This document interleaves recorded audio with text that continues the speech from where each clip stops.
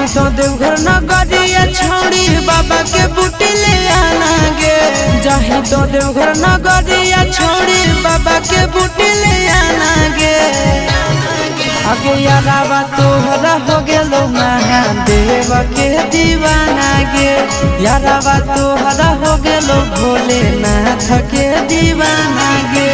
भरी जिलो में हमारे मोची सब हमारा के पिलाना गे।